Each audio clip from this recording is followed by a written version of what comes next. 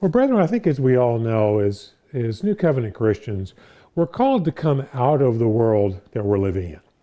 In other words, to kind of give it a physical analogy, we're kind of called to be salmon swimming upstream.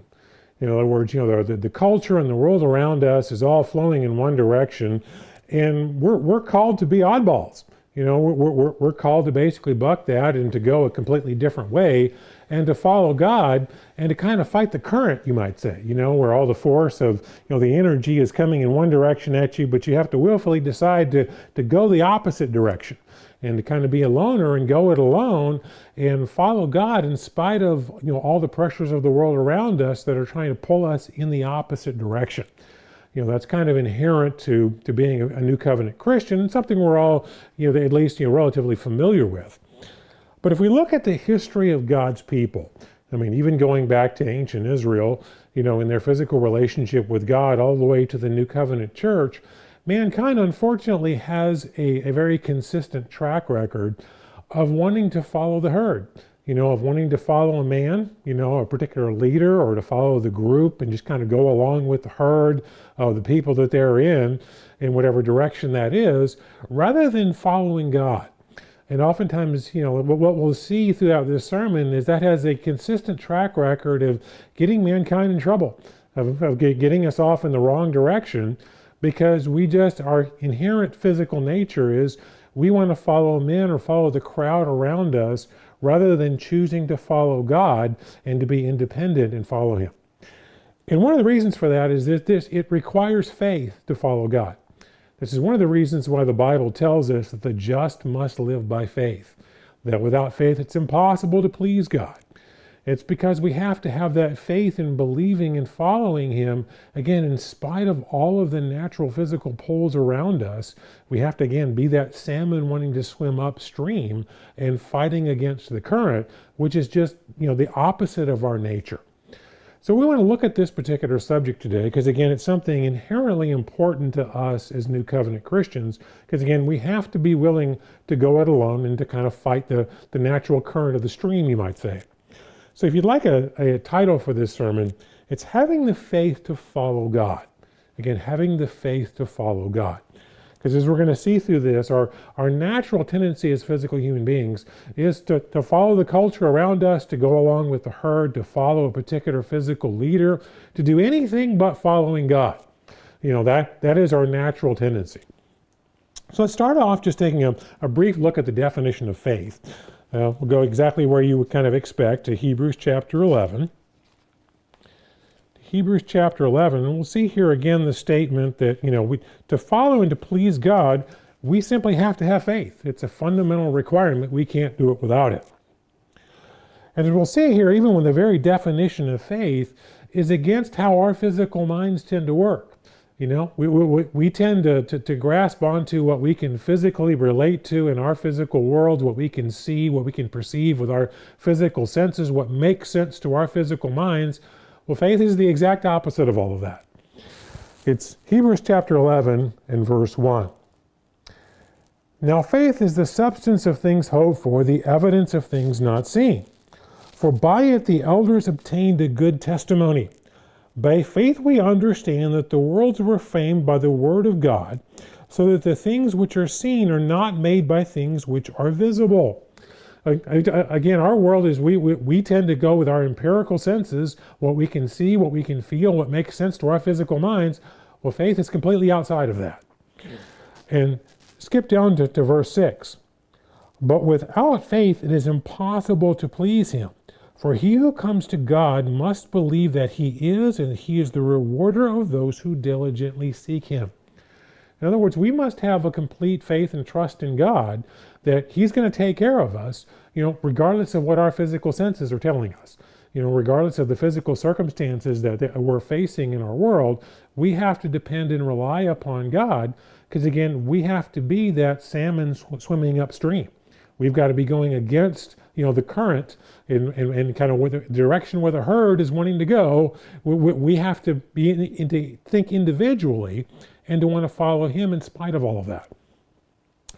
Well, again, if you look at the history of God's people, going back again to the beginning with ancient Israel, all throughout even the New Covenant Church, what we'll find is unfortunately this human tendency that human beings would rather follow a strong physical leader or follow the group that they're in rather than following God. And this goes all the way back to Mount Sinai. It's the tendency of mankind throughout our entire history. So turn over to Exodus chapter 20. This is Exodus chapter 20. We'll see the very account at Mount Sinai where God is, delivering the commandments there to make a covenant with ancient Israel. And I think it's interesting to also see up to this point. By the time they've gotten to this point, to Mount Sinai, remember they've already experienced, all the plagues upon the Egyptians. They've seen the Red Sea parted. They're now being fed by food that falls from the sky 6 days a week. They're seeing lots of evidence of the supernatural God that's working with them. And they also get the advantage of something that we don't get today. Today typically, when we communicate with God, we pray to Him. We talk directly to Him, but we don't hear a voice talking back to us. We have to study His Word and pray, and He inspires our thoughts and such. But we don't get the benefit of a conversation where you actually hear God speaking and telling you His will. Well, they actually got to hear God's voice, and they didn't want to hear it. And we'll just notice here in Exodus chapter 20 and verse 18. This is after He's thundered out the 10 commandments from Mount Sinai. It says, "Now all the people witnessed the thunderings, the lightnings, flashes, the sound of the trumpet, the mountain smoking. When the people saw it, they trembled and stood afar off. Then they said to Moses, 'You speak with us, and we will hear. But let not God speak with us, lest we die.' And Moses said to the people, 'Do not fear, for God has come to test you, that His fear may be before you, so that you may not sin.' So the people stood afar off, but Moses drew near the thick darkness where God was." How many times in our lives have we been through a difficult situation? You're like, I wish God would just come and, just tell me His will. I just hear a voice and just tell me exactly what to do. I'm sure you've thought that at some point in your life. I certainly have. Well, they literally have the Creator God directly speaking, and they get to hear His voice, telling them what they should do. And they're like, that's too scary. We don't want to hear directly from God. We just rather follow a man.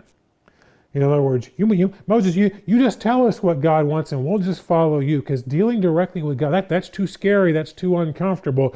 We just rather follow a physical man. That has been the history of mankind, from Mount Sinai up to today. Even, in the modern day Church of God, more often than not, people want to follow a man. They want a man to tell them, what to do. They want just their group to tell them exactly how they should behave and not have a personal relationship with God. That's been a weakness of mankind from the very beginning. And that always gets us into trouble. Because notice what happens here, even after they make this covenant. Now, they have experienced, again, all these miracles. They have seen the Red Sea parted. They have experienced, all the plagues upon the Egyptians, seen all this supernatural intervention. They're getting, food is falling from the sky 6 days a week. I mean, every time they eat, they're witnessing the miracle that God is present and taking care of them. But what happens when their physical leader is gone longer than they expect him to be? They immediately lose faith, because they're looking to a physical man. They're not looking to God.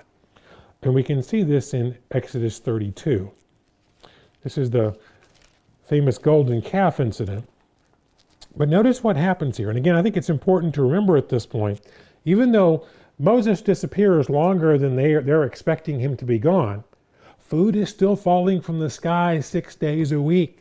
If they're just paying attention to what's going on around them, God hasn't gone anywhere. But notice their reaction. Exodus 32 and verse 1. "Now when the people saw that Moses delayed coming down from the mountain, the people gathered together to Aaron and said to him, 'Come make us gods that shall go before us. For as for this Moses, the man who brought us out of the land of Egypt, we do not know what has become of him.'" Now they watched the Red Sea being parted. They've seen all these supernatural miracles, and they still haven't grasped it. Moses wasn't the voice thundering from the mountain. Moses was the guy who said, no, we don't want to hear the voice from the mountain. You just talk to God and you just tell us. See, they're looking to a man. They're following a man. God's not even in their thought process. In verse 2, and Aaron said to them, break off the golden earrings which are in your ears of your wives, your sons, your daughters, and bring them to me. So all the people broke off the golden earrings which are in their ears and brought them to Aaron. And he received the gold from their hand. And he fashioned it with the engraving tool and made a molded calf. And then they said, this is your God, O Israel, who brought you out of the land of Egypt. So when Aaron saw it, he built an altar before it. And Aaron made a proclamation and said, tomorrow is the feast unto Jehovah. And notice here, they immediately went back into idolatry. But notice also what Aaron is doing. He goes along with this too, but he's trying to put a good face on it. So he makes up basically a fake holy day now. So we're going to have a feast unto Jehovah, even though he knows the calf, that's not Jehovah. This is an image that we just got told a few chapters ago specifically not to do. To make images and to lay down, and to bow down before them. So again, their whole focus here, they're not seeing God. They're just wanting to follow a man, follow a culture, around them. God is not really in the picture. And see, this has been the history of mankind, from this point all the way forward. Because you'll see this throughout the history of ancient Israel. As a general rule, they had as we know, a long history of always going astray and always rebelling, but you'll see a general trend. When they had a strong leader, who was trying to lead them in the right direction towards God, they would generally kind of behave for the most part for a while. And then if that leader died or went astray, then very quickly afterwards, they all abandon that and then go astray and go after other gods. But basically the absence of a strong leader or just having an evil leader, they always wind up following kind of the direction of where their leader is and where the culture is. And you can see as a result of this, they're not following God. They're following a man. They're following the culture around them. They're just kind of going along with the herd. It's not an issue of having faith in God and being willing to stay faithful to Him in spite of what's going on around them. If you'll turn over to the book of Judges here, we'll kind of see this summarized here. It's in Judges chapter 2.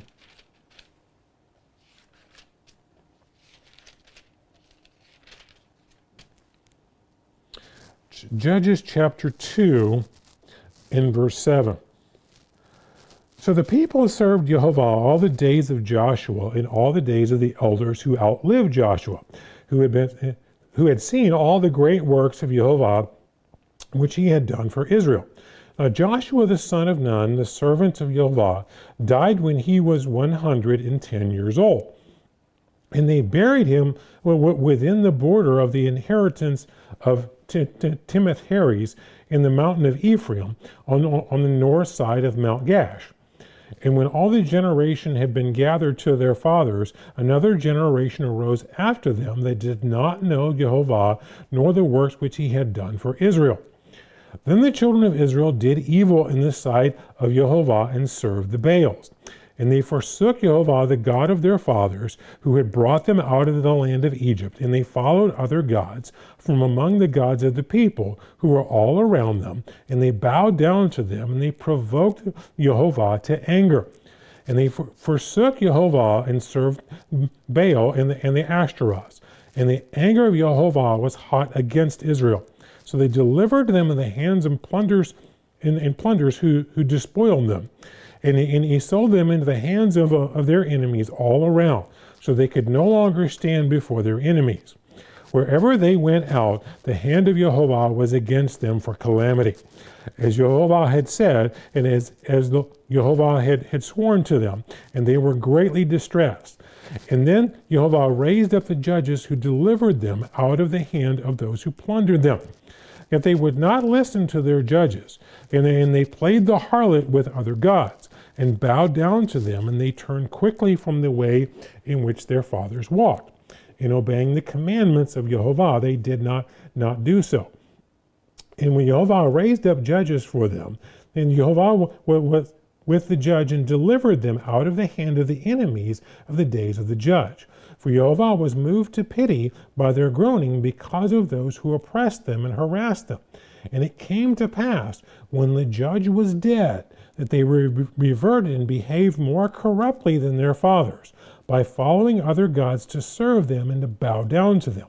And they did not cease from their own doings, nor from their stubborn ways.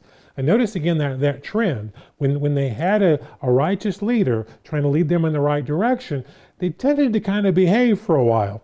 But what would happen as soon as that leader is removed from their life, what happens? They immediately start, going after other gods, abandoning everything that they've believed in, because again, they're not through faith having a relationship with God. They're just playing follow the leader. The game you play as children, you kind of follow the leader and do what Simon says type thing. That's basically what they're doing. They're just kind of following along with a strong leader or with the culture around them. And when the peer pressure is, you might say, kind of going in a positive direction, they kind of go along with the herd in that direction. And then when the peer pressure turns negative, they follow along with that. And they're just kind of herd animals, not really having that character then to follow God and to be a salmon swimming upstream. To have the character to endure and to obey him regardless of what's taking place, around them, because that's having a personal relationship with God, and that's not what's happening here. These people are just doing the typical human thing of following the crowd and following the leader. And in verse 20, then the anger of Jehovah was hot against Israel, and he said, because this nation has transgressed my covenant which I commanded their fathers, and has not heeded my voice, I will no longer drive out before them any of the nations which Joshua left when he died, so that through them I may test Israel, whether they will keep the ways of Jehovah to walk in them as their fathers kept them or not. Therefore Jehovah left those nations without driving them out immediately, nor did he deliver them into the hands of Joshua. As you can see here, he purposely allowed them these situations to test them, to test their character. He does the same thing with us.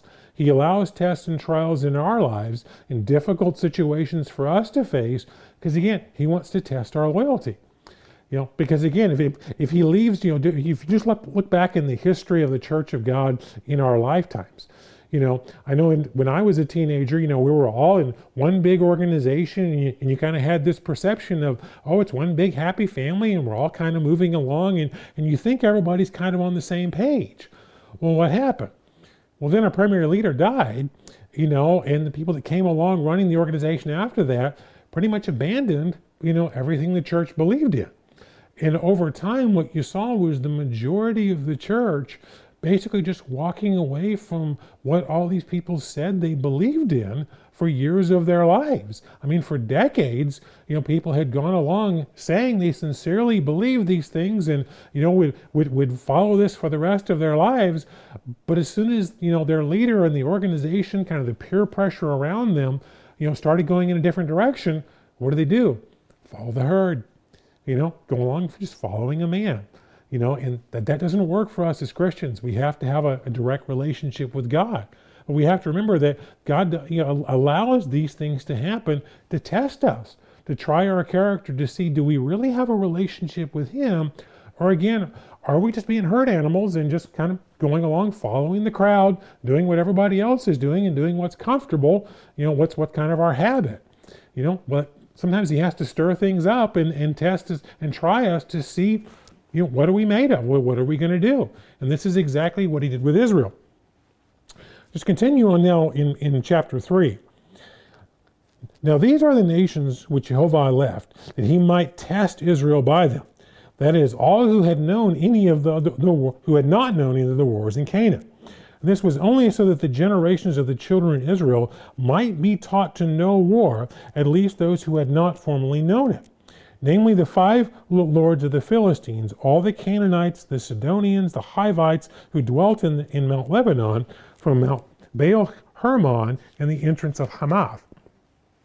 And they were left that he might test Israel by them, to know where they would obey the commandments of Jehovah, which he had commanded their fathers by the hand of Moses. So the children of Israel dwelt among the Canaanites, the Hittites, the Amorites, the Perizzites, the Hivites, and the Jebusites. And they took their daughters to be their wives, gave their daughters to be their sons, and they served their gods. So he purposely allowed these situations to test their character, to see, are they going to, follow along with anything that they agreed to? They made a covenant with God that they would, faithfully obey him and follow his commandments in return for the blessings they would receive. But typical of human nature, they wanted to receive the blessings and the nice land to live in and all the good weather and all the nice physical blessings, but faithfully obeying, they didn't want to really stick with that, And what did they do? They typically just wanted to go along with whatever felt good today, whatever's comfortable, kind of go along with the herd and just fit in with the crowd, because that's human nature. What we tend to do is, again, to follow the leader or just kind of follow the peer pressure around us and what the group is doing, rather than saying, no, I personally made a commitment to follow God, and if that means I have to stand alone and do it by myself, and I'm the only one, well, then that's what I'll do, because that's the covenant that I made. And that's what we have to remember. When we all made a covenant with God, we promised that we would faithfully obey regardless of what everyone else does. And we have to be willing to do that. And later in this sermon, we'll look at examples of, some of the faithful servants of God who had to do that. But realize this history of, wanting to follow the leader, to follow a man, or just follow what your group is doing, that type of thing. It wasn't just something that ancient Israel fell into. I mean, it's very understandable to look back, if you understand just the subject of faith, as to why ancient Israel would have this proclivity, for always going astray and just kind of following the herd, not individually following God. Because a fundamental key, as we read when we started this sermon in Hebrews 11, is faith is the fundamental component to being able to follow God. Well, this was the people who didn't have access to the Holy Spirit, the ability of faith through the Holy Spirit to do that. So, they're kind of set up to fail in a sense. They're fighting a spiritual battle. They've got the pull of Satan against them. They don't have the spiritual armor to be able to fight that battle. So they kind of brought a knife to a gunfight, and we should kind of expect them to lose, But we also need to realize that the New Covenant Church had some of these same proclivities as well, of falling into wanting to follow a man and not follow God and have an individual relationship. If you turn over to 1 Corinthians, we'll see Paul addressing this with the Corinthian church.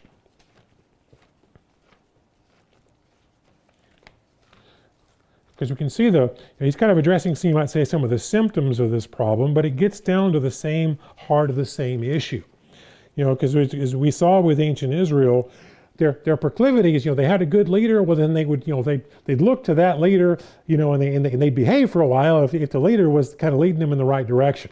And if they had an evil leader or kind of a lack of a good leadership, well then they immediately went astray. And we even saw that, they were following Moses at Mount Sinai. Well, Moses is gone for a little while. They immediately forget about God, and their whole focus is, well, we don't know what happened to Moses, so now we need to make idols. Even though food's still falling from the sky 6 days a week, there's still evidence that the God that they've made a covenant with hasn't gone anywhere. He's still there and being faithful, but they're not focused on that. Well, what we'll see here is one of the things that Paul is chastising the Corinthian church for is they're fighting over their physical leaders. They're fighting over who's the most righteous based upon who their physical leader is. The whole point he's trying to get them to see is, you've lost God in the whole picture. You didn't get baptized in the name of these physical leaders. This is about God and Christ, and you should be focused on them. And if you were focused on them, these squabbles you've got about who your leader is, this wouldn't even be your focus. So notice here in 1 Corinthians 1, in verse 10, Now I plead with you, brethren, by the name of our Lord Jesus Christ, that you all speak the same thing, and that there be no divisions among you, but that you be perfectly joined together in the same mind and in the same judgment. For it has been declared to me concerning you, my brethren, by those of Chloe's house, that there are contentions among you. Now I say this, that each of you says, I am of Paul, I am of Apollos, I am of Cephas, or I am of Christ. Is Christ divided? Was Paul crucified for you? Or were you baptized in the name of Paul? I thank God that I baptized none of you except Crispus, Gaius, lest anyone should say that I had baptized in my own name. Yes, I was baptized in the household of Stephanas. I also baptized the household of Stephanas. Besides, I do not know whether I baptized any other. For Christ did not send me to baptize, but to preach the gospel, not with the wisdom of words, lest the cross of Christ should be made of no effect. Notice he's pointing out to them, this squabble as you guys are going on as to who's greater, this is all about physical men. This is all, I mean, if you put it in a modern day context, today we don't argue, with, is it Paul or Peter or Apollos, we put in Church of God organizational names. It's the same argument though. And it comes from the same carnal mindset of, God only works through this group, or we're the best group, our group's better than that group, and it's the same squabble. It's a whole focus on physical men and physical organization, and God's not even in the picture. And he addresses this again over in 1 Corinthians chapter 3. Turn over to 1 Corinthians 3. Let's pick up in verse 1. And I, brethren, could not speak to you as to spiritual people, but as to carnal, as to babes in Christ. I fed you with milk and not with solid food. For until now you were not able to receive it, and even now you are still not able, for you are still carnal. For where there are envy, strife, and divisions among you, are you not carnal and behaving like mere men? For when one says, I am of Paul, and another, I am of Apollos, are you not carnal?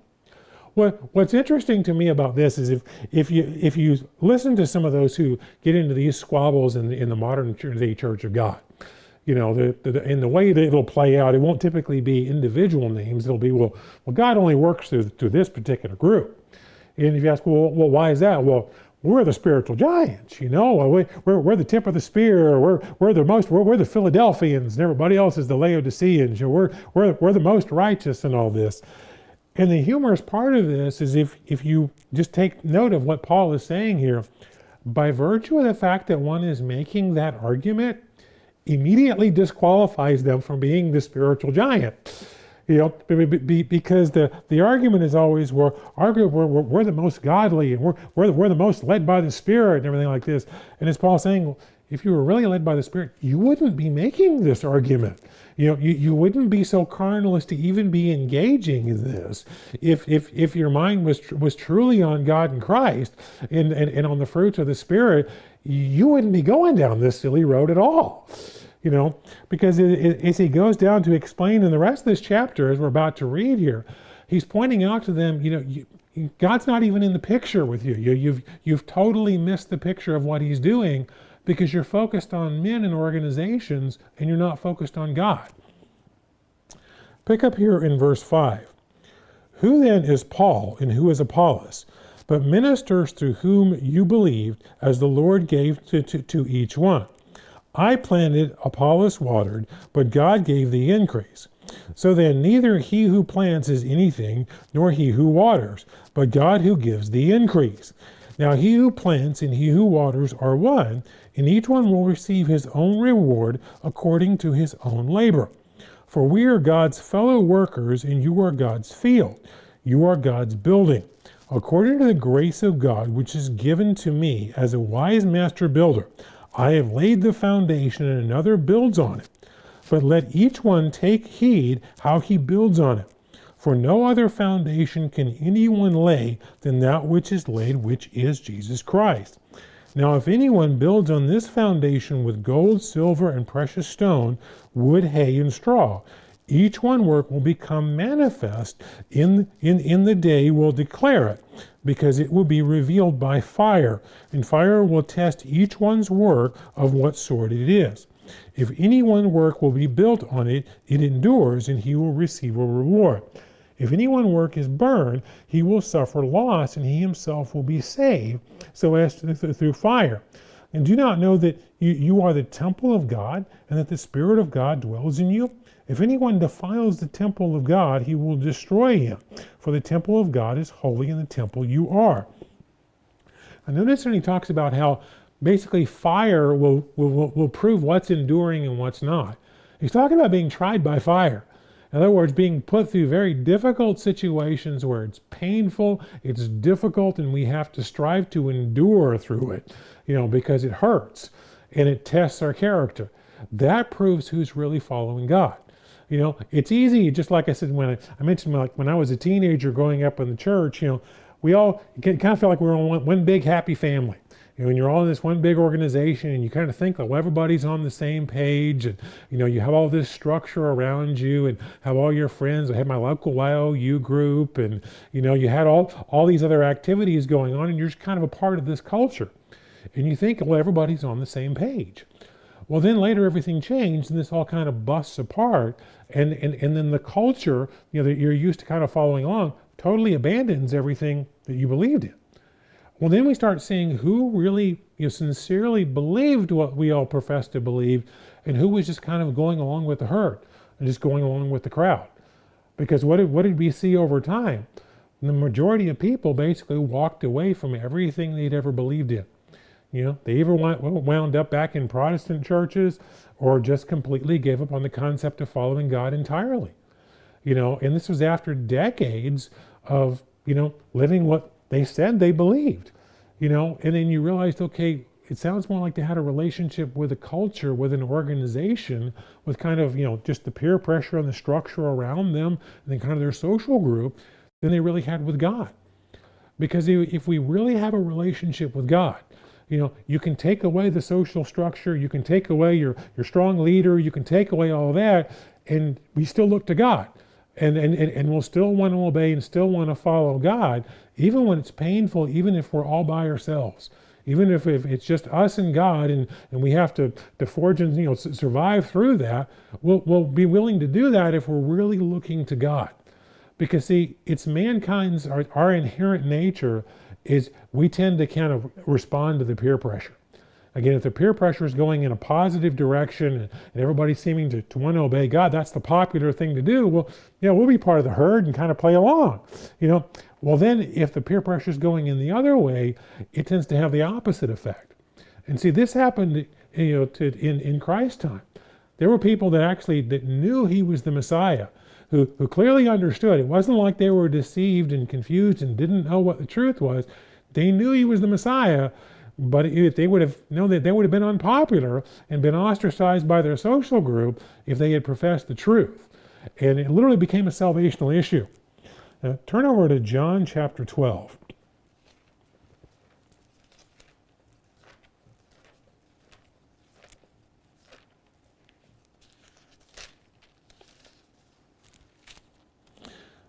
John chapter 12 and verse 42.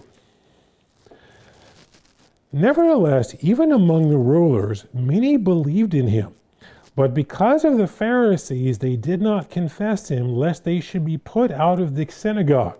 For they love the praise of men more than the praise of God. So again, you can see what was important to them. Because they understood the truth. This is telling us that they understood who Christ was. They know he's the promised Messiah. They're not confused about that. But they know if they profess this and they act accordingly, they're going to quickly become unpopular. And that's going to become painful. And they're not willing to face the pain. They're not willing to strike out on their own and be the salmon, kind of swimming upstream and face the social pressure, face the ostracization, for following what they know is correct.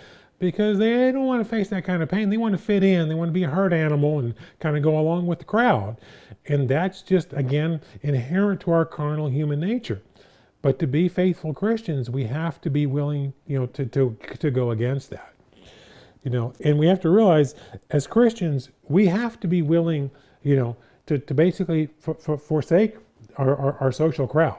Again, if it comes down to a clear, question between following God and fitting in with the crowd around us, or hanging on to the favor of people that we care about versus God, we've got to pick God over everyone else in our lives. And this is a fundamental thing that we all had to look at before we even got baptized. I mean, if you got proper, pre-baptismal counseling, I'm sure you probably went over Luke chapter 14. Let's turn over there to Luke chapter 14.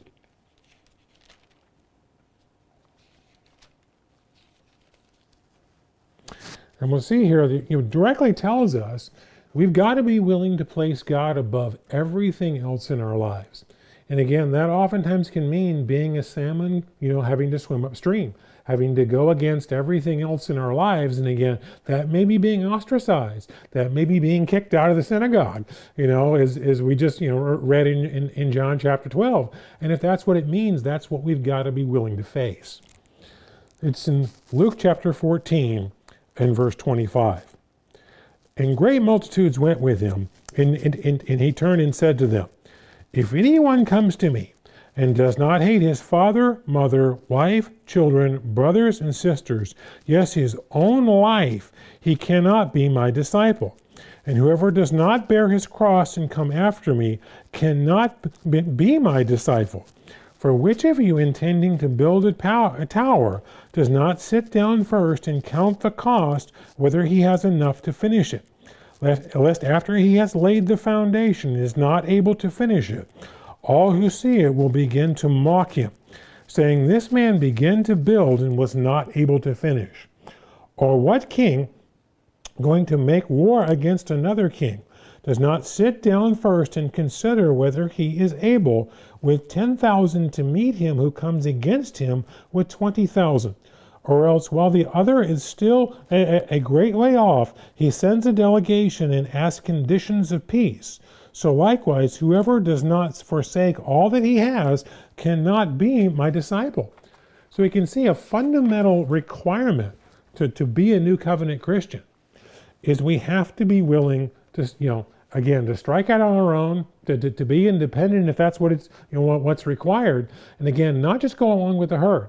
Not just follow a particular leader, be a part of a particular group, but do what we know is right, from what we've studied in our own Bible. And again, if that means being unpopular, if that means being ostracized, well, that's the cross we have to bear. That's what's required of us as Christians. And see, this is why faith is so important, because it takes faith and that trust and reliance on God to endure through this, because that can become very painful. Now, turn over to Hebrews chapter 10.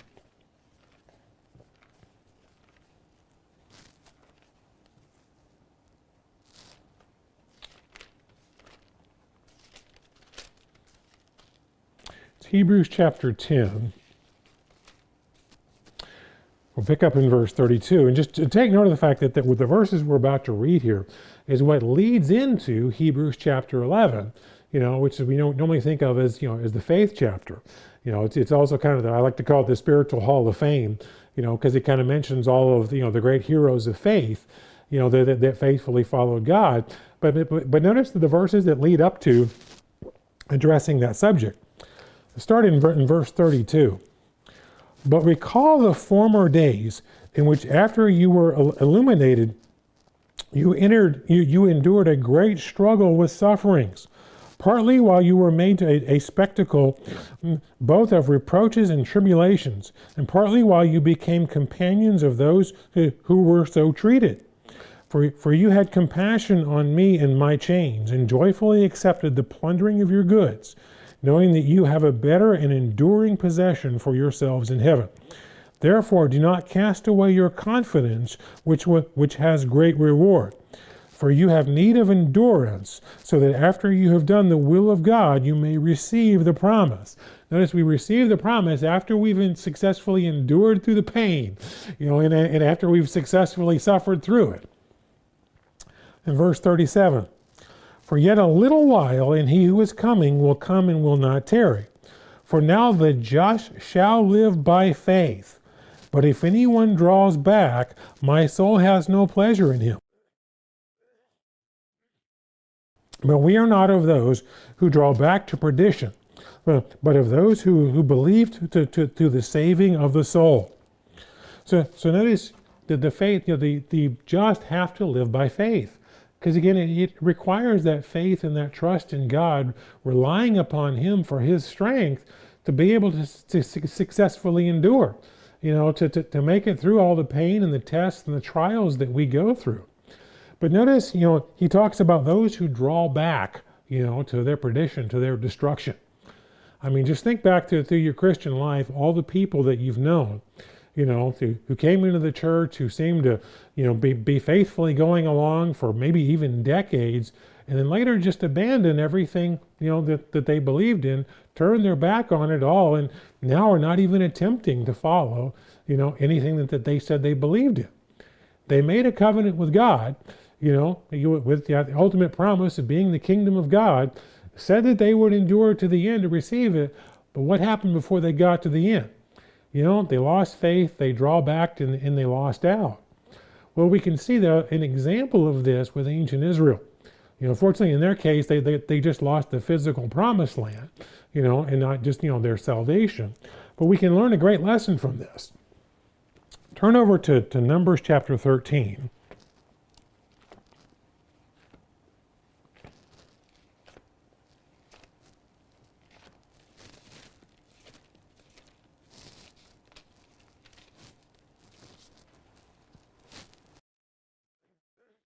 Numbers chapter 13. And this is when, the Israelites get all the way up to the edge of the promised land, and they decide, kind of like any military invasion, you kind of do some reconnaissance first and, check out the land and spy out and see what you're about to take on. But I think it's important to realize in this case that God had already promised them an outcome.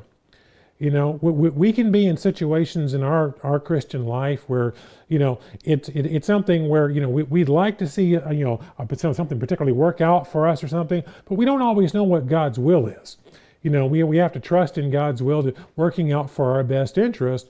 But there are a lot of times in situations where we may go into something, we don't know exactly how this is going to end. Well, in their case, God had promised them, you faithfully follow me, I'm going to give you this land.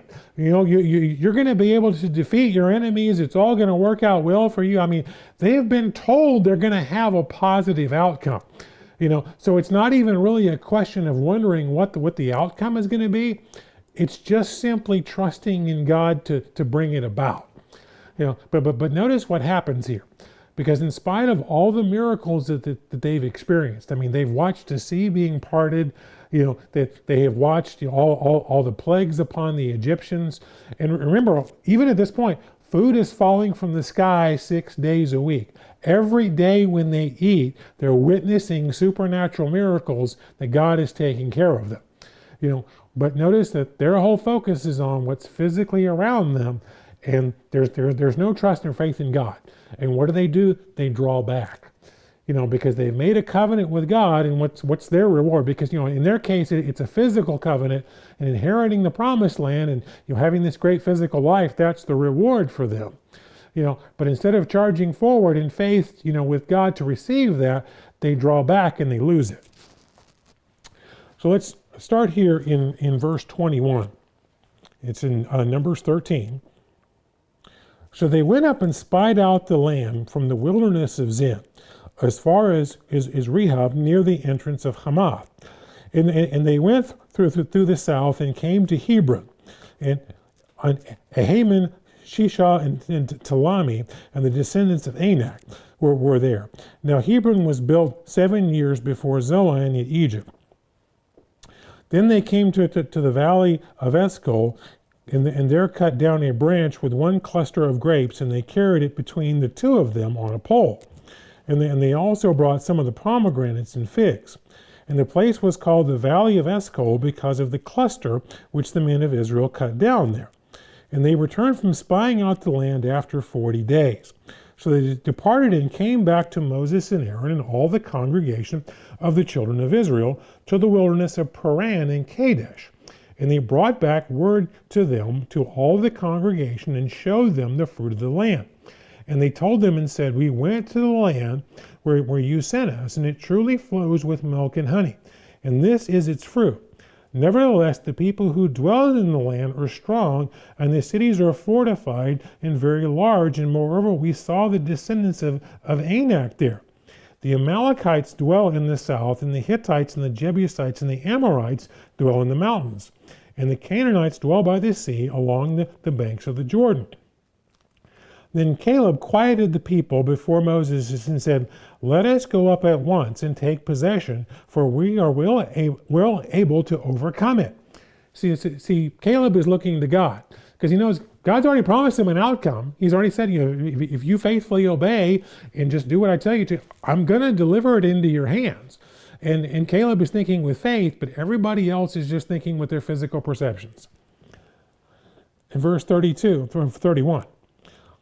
But the men who had gone up with him said, we are not able to go up against the people, for they are stronger than we.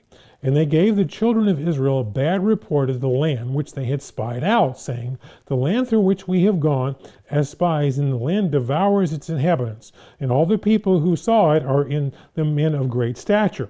And they saw the giants, the descendants of Anak, came from giants. And we were like grasshoppers in our own sight, so were we in their sight. Then all the congregation lifted up their voices and cried, and the people wept that night. And all the children of Israel murmured against Moses and Aaron and the whole congregation, and said, if only we had died in the land of Egypt, or if only we had died in the wilderness. Why has Jehovah brought us up to the land to fall by the sword, and that our wives and children should become victims? Would it not be better for us to return to Egypt? So they said to one another, let us select a leader and return to Egypt. Notice, God's not even in the picture.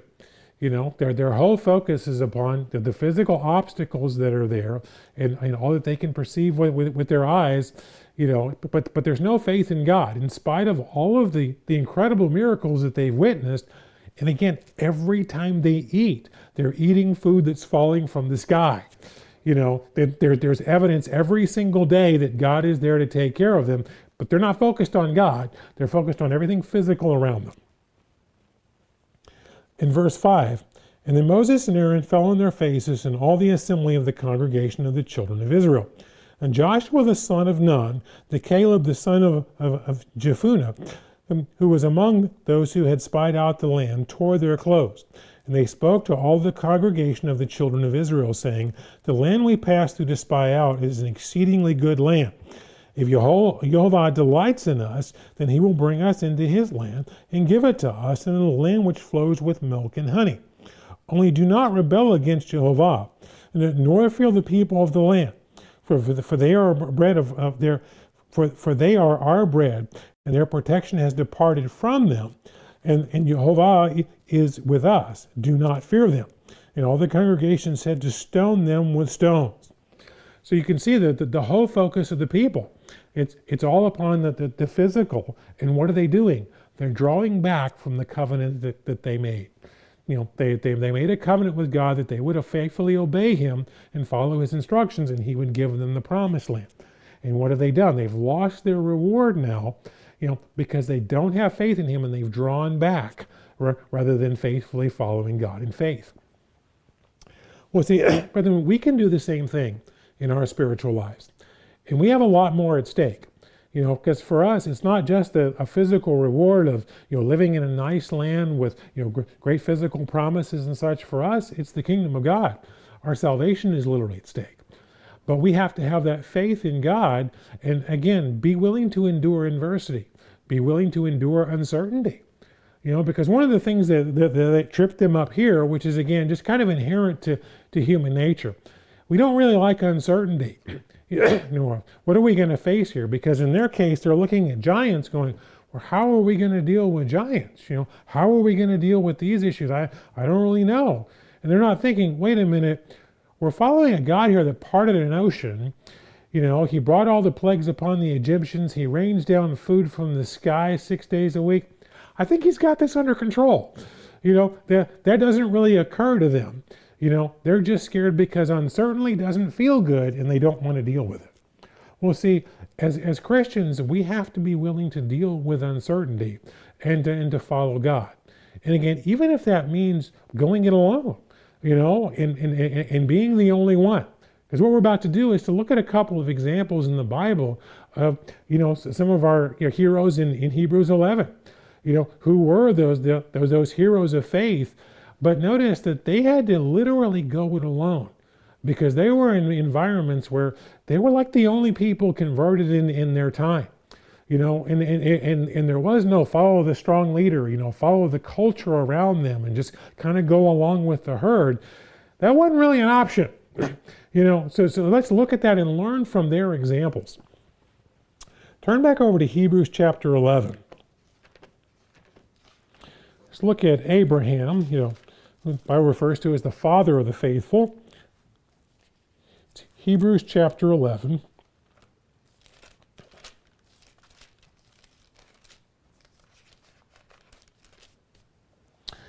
Start reading in verse 8.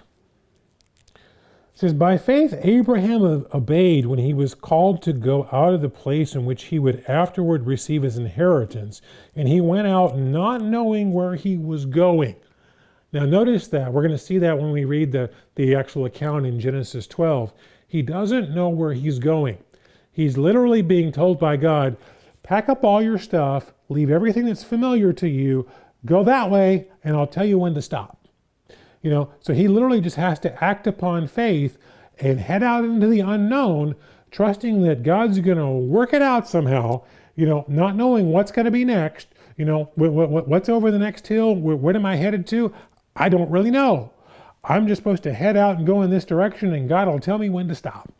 That's the ultimate of dealing with uncertainty, and that's what Abraham had to deal with. Then continue on here in verse 9. By faith he sojourned in the land of promise, as in a foreign country, dwelling in tents with Isaac and Jacob, the heirs of him of the same promise. For he waited for the city which has foundations, whose builder and maker is God. And by faith Sarah herself also received strength to conceive seed, and she bore a child when she was past the age, because she judged him faithful who had promised. In other words, Sarah was beyond menopause. It was physically impossible for her to get pregnant, but God worked it out. In verse 12, therefore from one man, in him who was good as dead, were born as many as the stars of the sky in multitude, innumerable as the sand which is by the seashore. Now jump down to verse 17.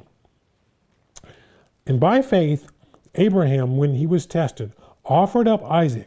He who had received the promises offered up his only begotten son, of whom he had said, in Isaac your seed will be called, according to God, who was able to raise him up, even from death, which he had also received him in a figurative sense. So notice, not only is he asked to basically abandon everything that's familiar to him and head off on a journey when he's not even really sure where he's going. But he's promised that God's going to bless him and he's going to have descendants. This great nation's going to descend from him. Christ is going to be one of his descendants. Well, this all requires that he has a son, for any of this to come about. And as we're going to see here, he has to wait 25 years for that son to even be born. And then he's asked to go take that son out and kill him. You can imagine in the back of his mind going, how is this supposed to work? I waited 25 years to have a son, and this is a requirement for any of these promises to come about. Now you want me to kill him? What? You could see how his physical mind would have a hard time with this. But he had faith in this going, okay, I'm just going to trust God. He's going to work it out somehow. I'm just going to have faith in him, and he faithfully endures through it all. This is what we have to be willing to do.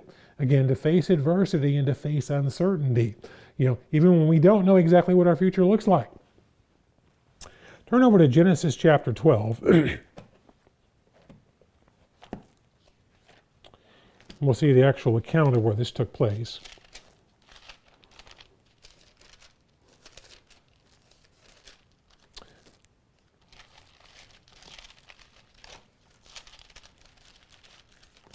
It's Genesis chapter 12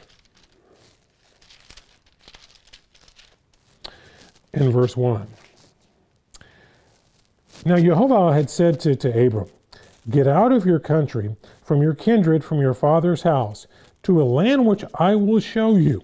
And I will make you a great nation. I will bless you and make your name great, and you shall be a blessing. And I will bless those who bless you. I will curse him who curses you. And all the families of the earth shall be blessed." So Abraham departed as Jehovah had spoken to him, and Lot went with him. And Abraham was 75 years old when he departed from Haran. Now notice he's literally basically being told, pack up your stuff, head that way, I'll tell you when to stop. He doesn't know where he's going. He doesn't know all the details. For us as physical human beings, we tend to go like, no, I kind of want to know the details. I kind of want to know what to expect. I kind of want to know where I'm going to sleep, what I'm going to eat, where am I going to stay, how's all this going to work out?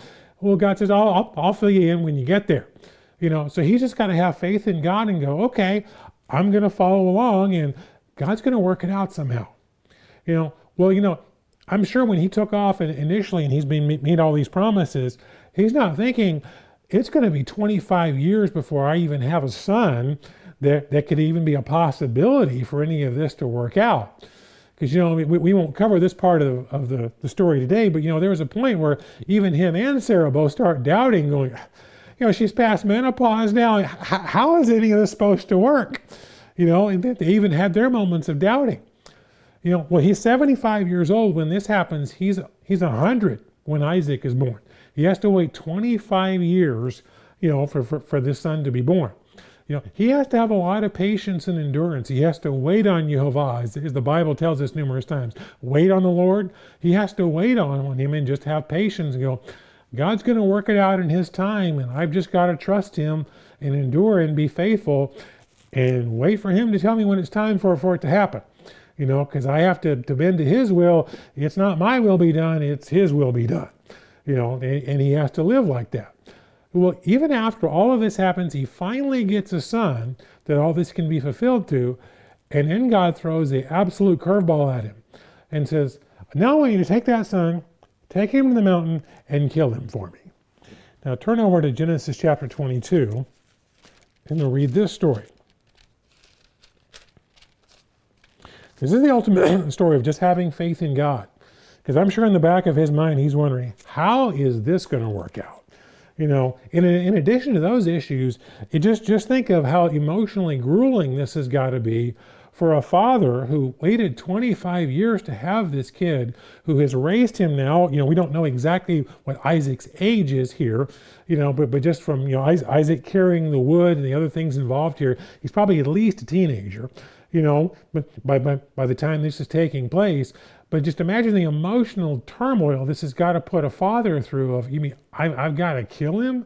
This has got to be just a brutally, trial for him to go through. This is Genesis 22 and verse 1. Now it came to pass after these things that God tested Abraham and said to him, Abraham.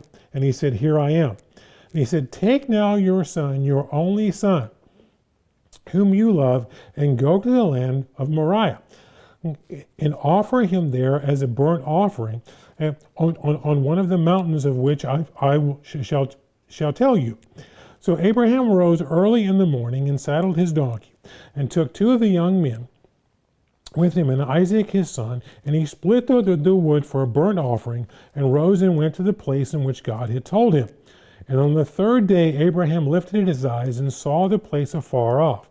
And Abraham said to his young men, stay here with the donkey. The lad and I will go yonder and worship, and he will come back to you.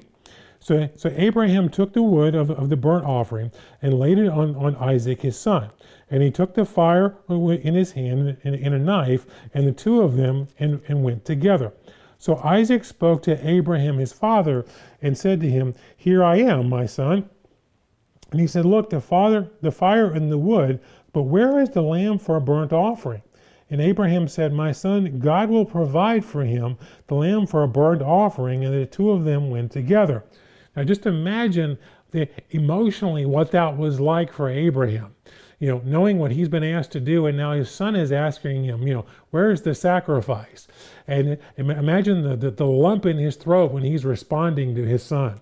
The emotional turmoil this has got to put this man through. In verse 9, and they came to the place of which God had told him, and Abraham built an altar there and placed the wood in order, and he bound Isaac his son and laid him on the altar upon the wood. And Abraham stretched out his hand and took the knife to slay his son. But the angel of Jehovah called to him by heaven and said, "Abraham, Abraham." And he said, "Here I am." And he said, "Do not lay your hand on the lad or anything to him. For now I know that you fear God, since you have not withheld your son, your only son, from me." And Abraham lifted his eyes and looked, and there behind him was a ram caught in the thicket by its horns. So Abraham went and took the ram and offered it up for a burnt offering instead of his son. Now, as we read from Hebrews 11, it tells us there that that Abraham basically concluded that well, if need be, God can resurrect him. So he doesn't know that God's going to stop him at the last minute, and he's not going to have to go through, with something he doesn't want to have to do here, which is killing his own son. He's just having to trust God that God's going to work it out somehow. So you can imagine how painful this was. But notice as he's going through all of this, in Abraham's time, no one else is converted at this time. He doesn't get to follow, a physical leader. He doesn't get to kind of go along with the structure around him. He has to go it alone. He has to trust in God and to obey him in spite of everything else around him. I'm sure it was a lonely situation for him to deal with. But again, that's what you're called to do. We're called to be salmon going upstream, and to faithfully obey God, even again when that's difficult, even if we have to go it alone. Even if we're going against all the social structure around us, we can't just be the one that wants to kind of follow the herd and do what's comfortable. Well, another great example of this is Joseph. And I think there's a number of things in Joseph's situation that are just really noteworthy to me. One is the fact of how young he is, when he receives, these dreams. Because, when Joseph is 17 years old, God gives him a couple of dreams and basically reveals to him that his brothers are going to bow down to him. His father, his mother, all of his siblings are going to bow down to him ultimately. Well, typical 17-year-old kid, he goes and brags about it to the rest of the family. Which wasn't a real smart move to do, but that's that's typical of what a 17-year-old boy would do, is go and brag about it. Well, just imagine from his point of view, from expectations, I'm sure he's imagining, hey, I'm going to be a big shot. Everything's going to work out great for me. This. He's not imagining, no, I'm going to be thrown in a well. I'm going to be sold off into slavery. I'm going to wind up over, at Potiphar's house and be set up with false rape allegations and then thrown in prison. And this is going to go on for 13 years, before life ever even gets better for me. And it's going to be 22 years, from the time I receive this dream before any of this gets fulfilled. But what's amazing to me about this situation is not only is he faithful all of this, if Joseph ever cops an attitude, if he ever loses faith in God through all of this, or just cops an attitude for how nothing has gone the way he would anticipate it to go, the Bible doesn't record anything to indicate that that's the case. Because it records him kind of shooting his mouth off and, bragging to his brothers about how he's going to be a big shot and everyone's going to bow down to him. Well, then he gets thrown into a well, he gets sold into slavery, but he's faithful through all of this. in Potiphar's house and in prison, through all of this, never once again, at least according to what's recorded, does he ever cop an attitude and get mad at God for treating him like this. Because turn over to chapter 39 here. We're kind of skip through for time's sake the whole story of his dream and being thrown in the well. I think we're all kind of familiar with that. But as you can imagine, this doesn't turn out at all as he would have anticipated. Because he has a dream they're all going to bow down to him. I'm sure he's thinking, I'm just going straight to the top and straight to prestige and honor. And that is not what happens. In fact, he is faithful to God and he gets punished for it, is basically what happens. And start reading here in chapter 39 and verse 1. Now Joseph had been taken down to Egypt, and Potiphar, an officer of Pharaoh, captain of the guard, an Egyptian, brought him from the Ishmaelites who had taken him down there. And Jehovah was with Joseph, and he was successful, and he was in the house of his master, the Egyptian. And his master saw that Jehovah was with him, and that Jehovah had made all that he did to prosper in his hand. So Joseph found favor in his sight and served him. And then he made him overseer of his house and all that he put in his hand. So it was from the time that he made him overseer of his house and all that he had, that Jehovah blessed the Egyptian's house for Joseph's sake. And the blessing of Jehovah was on all that he had in the house and in the field. And he left all that he had in Joseph's hand, and he did not know that he had except for the bread that he ate. And Joseph was handsome in form and in appearance. Now it came to pass after these things that his master's wife came casting longing eyes on Joseph, and she said, Lie with me. But he refused and said to his master's wife, Look, my master does not know what is with me in the house, and he has committed all that he has in my hand.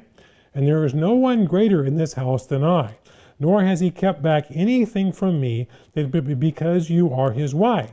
And how then do I get this great wickedness and sin against God? For it was that she spoke to Joseph day by day, and he did not heed her, and he to lie with her or to be with her. But it happened about this time when Joseph went into the house to do his work, and none of the men of the house was inside, that she caught him by the garment, saying, Lie with me. But he left his garment in her hand and fled and ran outside. And so it was when she saw that he had left his garment in her hand and fled outside, that she called him to the men of the house and spoke to them, saying, See, he has brought in us a Hebrew to mock us. And he came in to lie with me, and I cried out with a loud voice. And it happened when he heard and lifted my voice and cried out, he left his garment with me and fled and went outside. So he kept his garment with her until his master came home. And then he spoke with him the words like these, saying, The Hebrew servant from whom you brought to us came in to me to mock me. So it happened, I lifted my voice and cried out, and he left in his garment with me and fled outside. So it was when his master heard the words which his wife had spoke to him, saying, Your servant did to me after this manner. And his anger was aroused. And then Joseph's master took him and put him in the prison, in the place where the king's prisoners were confined. And he was there in prison. But Jehovah was with Joseph and showed him mercy, and he gave him favor in the sight of the keeper of the prison.